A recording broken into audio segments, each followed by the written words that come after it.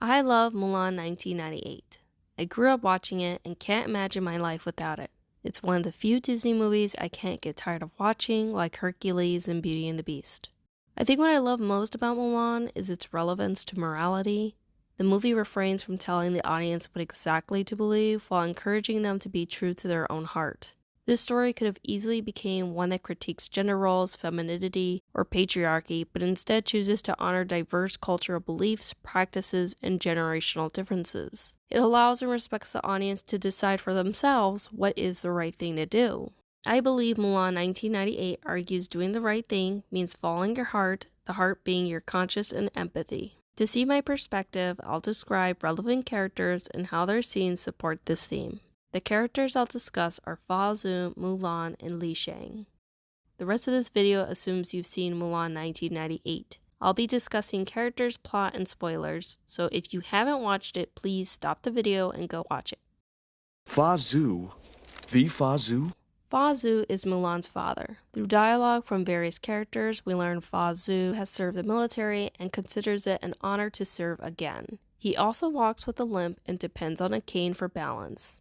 Zhu is a man with pride, as he rejects his cane and accepts the conscription notice despite his disability and veteran status. Little moments here and there show Fa Zhu cares about his family, such as praying for Mulan's success with the matchmaker, comforting her after being disgraced, and attempting to console his wife after accepting a return to war. He also elaborates protecting his family and country is what makes serving honorable. Fa Mulan. Present! We're first introduced to Mulan as she describes what we can assume the characteristics of an ideal bride. Quiet and demure, graceful, polite, delicate, refined, poised, punctual. The irony here is that Mulan appears to have opposite traits. She's clever, outspoken, tough, clumsy, and often late to where she needs to be, like she was late to the beauticians and slept in for the first day of training. Like her father, Mulan also cares for her family. In honor to us all, Mulan is more interested in upholding the family's honor than being a perfect bride.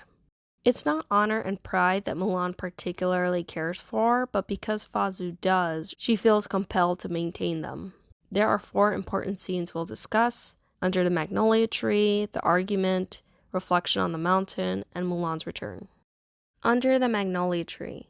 Prior to this scene, Mulan embarrassed herself at the matchmakers and reflected on how her authentic self doesn't align with the person people expect her to be. She removes a comb that was placed on her in the Honor to Us All sequence. This comb symbolizes the role others expect Mulan to play, that role being a bride. When we get to the Magnolia Tree scene, Fa Zhu comes to comfort her. He compares her to a late blooming flower, insinuating her time to bloom into a bride will eventually come. He also places the comb back on her hair, solidifying the role he expects her to play. Even if Mulan may not agree with the person people expect her to be, she's willing to conform to it if it keeps her family honor intact. The argument. After Mulan spoke out against her father's recruitment and seeing his inability to swing his sword, Mulan chooses to speak her mind about his decision. His argument is, "It is an honor to protect my country and my family." Mulan disagrees with his reasoning because she knows his limp puts him at risk and finds his intentions to be prideful. So you'll die for honor.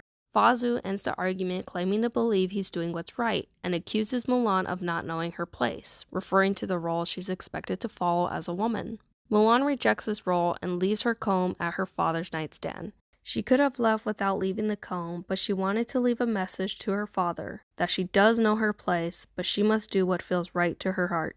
Realizing he may lose his daughter, Fa Zhu recognizes his wrongdoing in putting pride and principles before his family. Reflection on the Mountain. At this point, Mulan has been outed as a woman, and she begins to reflect on her actions with Mushu.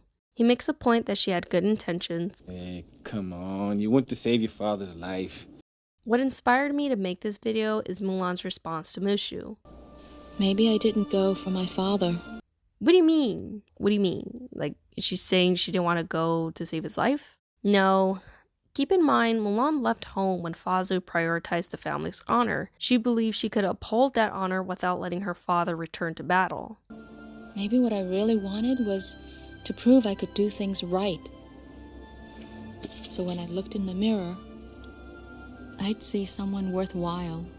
Mulan has always put family wants and needs first, and feeling uncertain when making decisions for herself. Doing things right is going in her father's place because she wouldn't be able to live with herself if she let him die. She didn't take his place to bring the family honor, she took his place to save his life. Mulan's return.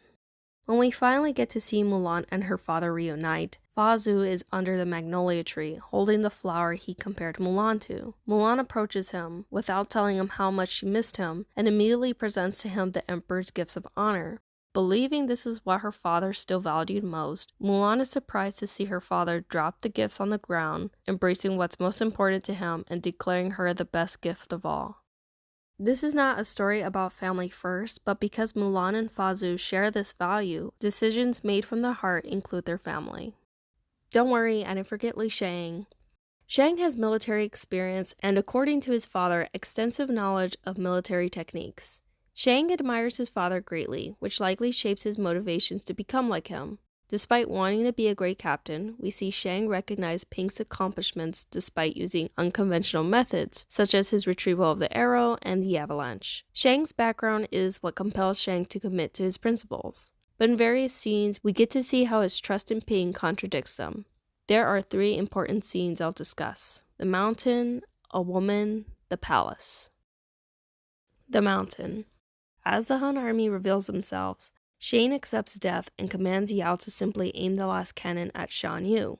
Ping has a better idea, steals the cannon, and takes off for positioning. Because this is before Ping earns Shang's trust, Shang chases after him, demanding him to stop. Unlike their captain, the boys, Yao, Ling, Qianpo, follow Ping to help.